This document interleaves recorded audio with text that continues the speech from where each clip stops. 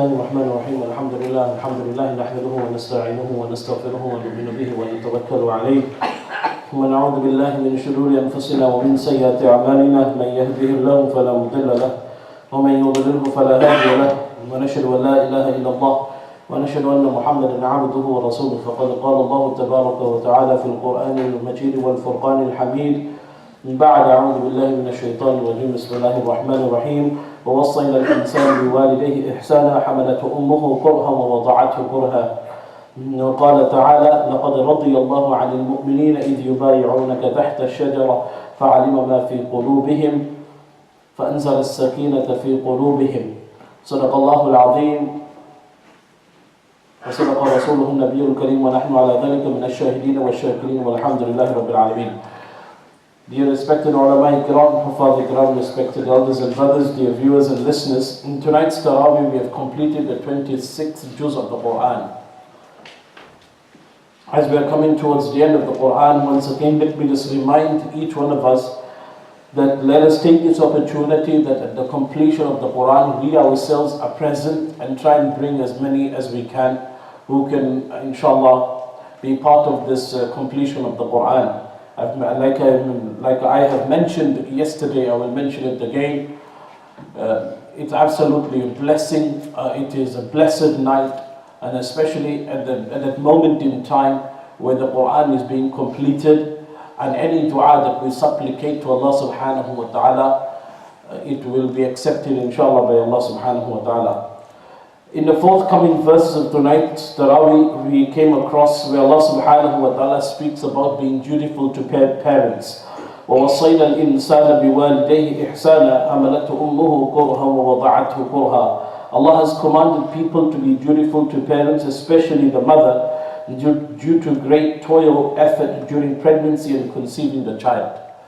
So Allah subhanahu wa ta'ala, there's a narration where a Sahabi said, O Prophet of Allah, who should I be most obliging, most helpful, most dutiful to? Then the Prophet sallallahu alayhi wa sallam said, Qala ummuk. Then he said, who else? Who thereafter? He said, Qala ummuk. He said, thereafter, who else? Qala ummuk. And then he said, thereafter, who after?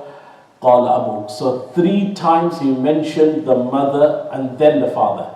That doesn't mean that as fathers sitting here that no, we are not worthy in the eyes of our children. No. That it doesn't mean of that kind.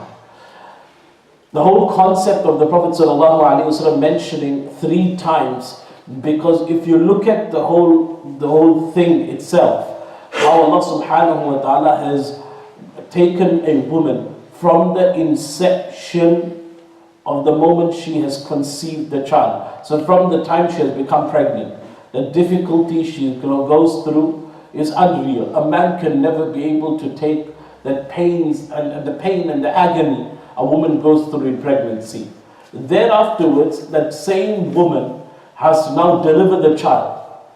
That alone, it is absolutely difficult.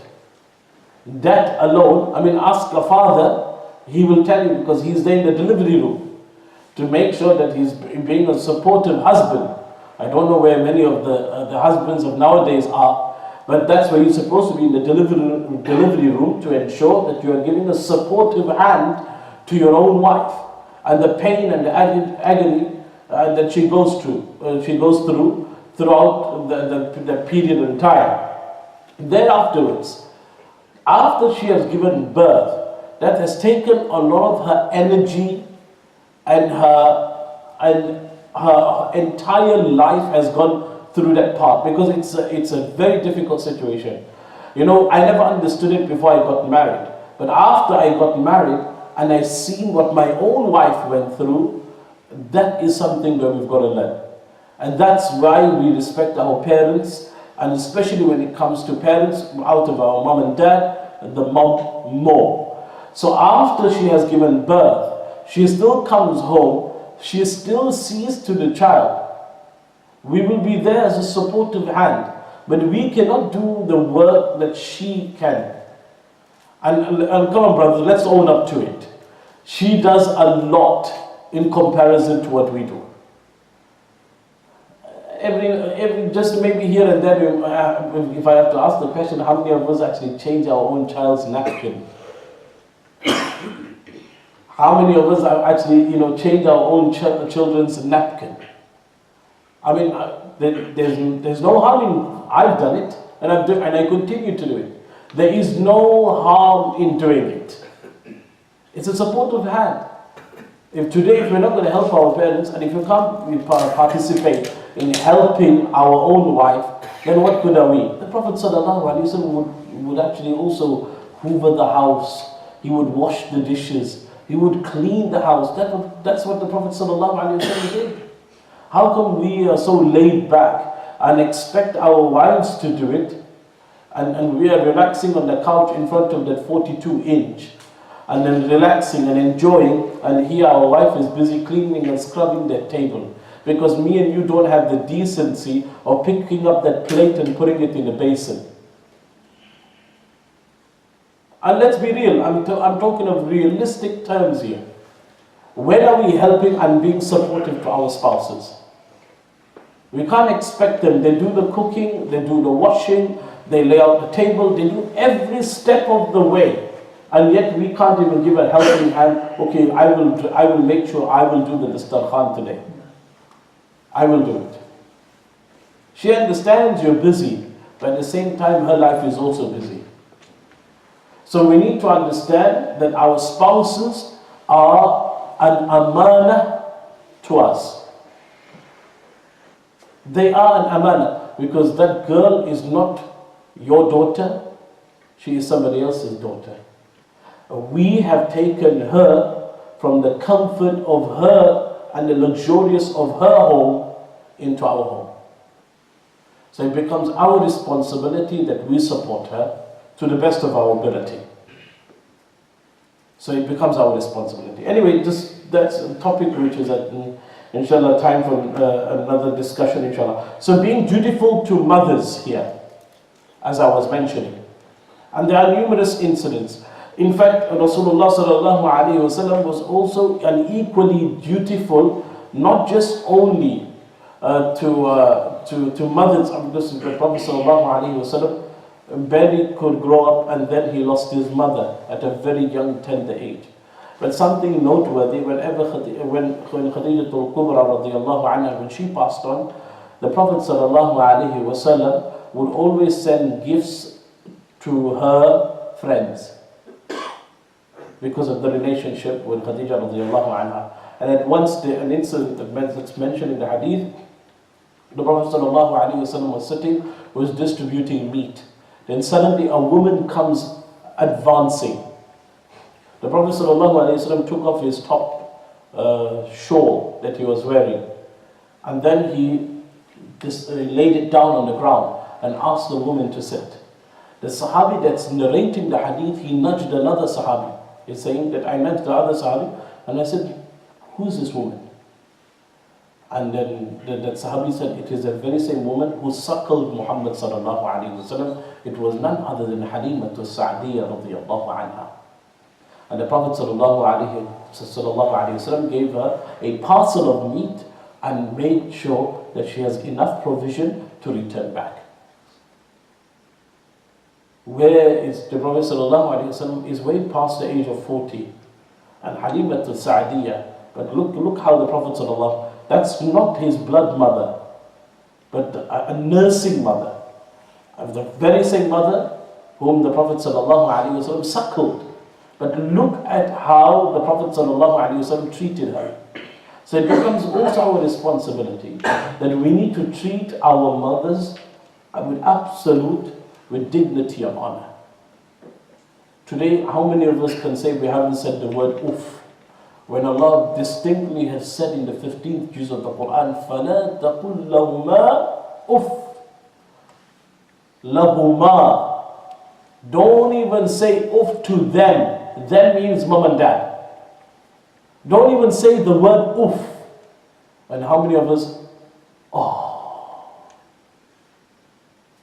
And then we have these funny things and funny faces we make and noises that we make, and then to show our obviously disrespectful to our parents. But again, this is where parents are coming in, that we've got to be dutiful to them. Remember, brothers, I would say this very boldly, you will never be able to replace your mother. Don't ever think that, you know what, I've got my wife. You'll be able to get another wife, but you'll not be able to replace your mom. That's why you've got to be dutiful. Get the du'as of your mother. That is a key factor. The du'as of a mother is absolutely amazing. So be dutiful to your mom. And respect them, honor them. Yes, we may be doing something with our spouse, but you can tell your wife that you can wait, my mother is there. But I'm not saying this. Equally, she has her rights, and your mom has rights as well. But obviously, as your mother, remember, your mother is irreplaceable. You cannot replace your mom. Your wife will be able to replace. She goes, no problem, another one will come. But remember, mom is irreplaceable. So ensuring that we respect our parents. Now, if there's a conflict between daughter-in-law and mom, then that's a different issue altogether, which obviously is not a time of discussion. I'm not going to go into the most intricacies of that. Regard further on, Allah subhanahu wa ta'ala then speaks about the punishment of Qawm 'Ad. فلما رأوه عارضا مستقبل أوديتهم قال هذا عارض ممطرنا بل هو ما استعجلتم به ريح فيها عذاب أليم. When they observed a cloud approaching their valleys, they exclaimed, this is a cloud that will bring us rain. Rather the thing they thought to happen and hasten towards, like rain, a fierce wind bearing a painful punishment came upon the nation of Ad.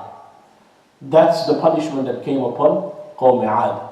That they thought, okay, no problem, this, because they didn't have rain for a good amount of days, and they thought that this black cloud will come and they will continue, it will give us rain and we'll be able to do and grow vegetation and so forth. But what happened to them? And that was a punishment. The cloud came in a form of punishment and wiped them out. In the next surah, Allah speaks, in Surah Muhammad, Allah speaks about regarding believers, that if you help the cause of Allah, Allah will help you and keep firm. يا أيها الذين آمنوا إن تنصروا الله ينصركم ويثبت أقدامكم. That when you help the cause of Allah meaning masjid, the deficit that we have, the qarz hasana we need to pay, that is a cause of Allah. To help the orphans, that is a cause of Allah. To help the destitute, that is a cause of Allah. To help the poverty, that is the cause of Allah. To help those people who have been displaced throughout the world, that is the cause of Allah. That's what we need to do. To help the cause of Allah, Allah will help us. Remember that. If we help the cause of Allah, Allah will help us and grant us blessing within our own home, within our wealth, within our health, if we help the cause of Allah. يَا أَيُّهَا الَّذِينَ آمَنُوا إِن تَنْصُرُوا اللَّهَ يَنْصُرْكُمْ. The condition is help the cause of Allah and Allah will help you. So if we continue to donate, continue to give towards the masjid, Allah will help us in our cause as well. But moving on further, Allah subhanahu wa ta'ala then speaks about the beautiful pleasures of Jannah. مثل الجنة التي وعد المتقون فيها أنهار من ماء غير آسن وأنهار من لبن لم يتغير طعمه وأنهار من خمر لذة للشاربين وأنهار من عسل مصفى ولهم فيها من كل ثمرات ومغفرة من ربهم كمن هو خالد في النار وسقوا ماء حميما فقطع أمعاءهم. The description of Jannah which the people of Taqwa have been promised, rivers of water that will never become dirty at all. It will always be purified. So rivers of water that will always be purified. Then rivers of milk, the taste of it is like honey.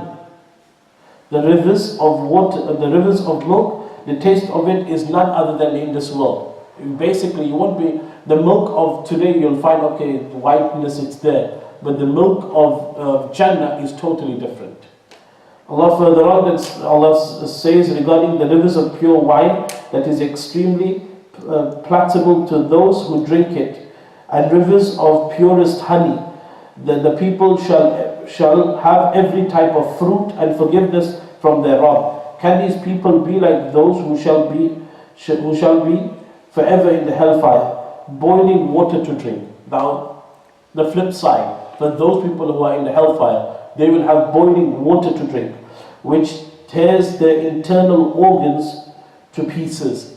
So that's what Allah subhanahu wa ta'ala will be giving them to quench their thirst because of the continuous heat of the hellfire. So may Allah subhanahu wa ta'ala protect us and grant us Jannatul Firdaus. Ameen. In the next surah, Allah subhanahu wa ta'ala speaks about the victory, and that victory is specifically regarding Makkatul Mukarramah. Inna fatahna laka fathan mubina. How the Prophet sallallahu alaihi wasallam, it's a very, very lengthy incident. Inshallah, if we have some time later on, just after Tarawih Salah, or maybe on a Saturday, I will make mention of this particular conquest, which is absolutely amazing, how the Muslims prepared themselves and how they came into Makkah, and how it was no war took place, but how the Prophet ﷺ peacefully entered Makkatul Mukarramah, and then he won the hearts of many who rebelled, but they could not retaliate. Some ran away, some accepted Islam, and some stayed on their own religion, as the Prophet ﷺ gave them amnesty in Makkatul Mukarramah. Then, at the same time, in Surah Fatah, Allah subhanahu wa ta'ala speaks about a group of Sahaba. لَقَدْ رَضِيَ اللَّهُ عَنِ الْمُؤْمِنِينَ إِذْ يُبَايِعُونَكَ تَحْتَ الشَّجَرَةِ فَعَلِمَ مَا فِي قُلُوبِهِمْ. Allah was well pleased with the Sahaba when they pledged their allegiance to Muhammad sallallahu alayhi wasallam, that we will take revenge on the blood for who? Uthman ibn Affan radiyallahu anhu. The Prophet sallallahu alayhi wasallam said Uthman radiyallahu anhu to the mushrik, to Makkatul Mukarramah, to tell them that we are only here to perform Umrah and nothing else. As Uthman radiallahu anhu was a well-respected individual, and this was an affluent person. So when he went to Makkatul Mukarramah, he told that we are here not for war, we're not here for anything, we're only here to perform Umrah. But they did not give permission to the Prophet sallallahu alaihi wasallam to perform Umrah. But once Uthman radiallahu anhu was there, they told him that whilst you are here, why don't you perform Umrah? So Uthman said, if my Nabi cannot perform Umrah, how can I perform Umrah? So Uthman radiallahu anhu did not perform Umrah. If the rumor spread that Uthman radiallahu anhu has been assassinated, that's when the Sahaba who were present with the Prophet sallallahu alaihi wasallam, it's not far. When I went for Umrah in 2005, I happened to go to the very same place. There was a very nice gentleman who took me there, which is famously known as Bay'at Ridwan.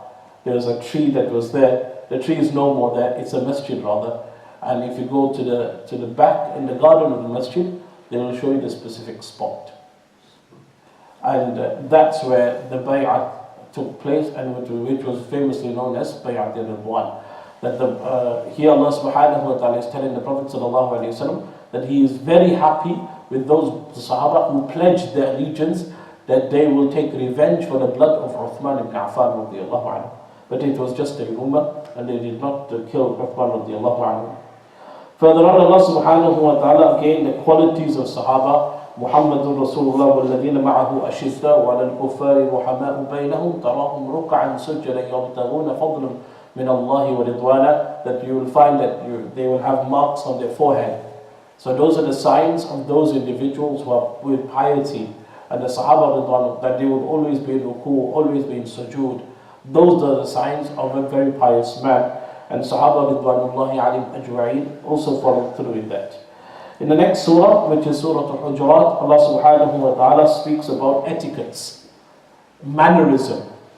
Ya ayyuhalladheen amanu la tarfa'u aswatakum fawqa sawti an-nabi. O believers, never raise your voice above the voice of Nabi sallallahu alayhi wa sallam. Actually what happened was, there was a group of villagers that came, and they wanted to meet with Muhammad sallallahu alayhi wa sallam. And as they came, they didn't know where was the Prophet sallallahu alayhi wa sallam, which house he was in. Because like I said, the Prophet sallallahu alayhi wa sallam did not have a specific house, but he has hujra, like a room, small room, for all the spouses. So the Prophet sallallahu alayhi wa sallam was in any of them. So they came and they said, Muhammad, where are you, Muhammad? Muhammad, are you here? Are you there? That's how they actually called out. That's when Allah reprimanded them. Ya ayyuhalladheen amanu la tarfa'u aswatakum fawqa sawti an-nabi. Don't raise your voice above the voice of Muhammad sallallahu alaihi wasallam. So, the mu'mineen, our brothers, belong to the same deen. So recognize great harmony between your brothers.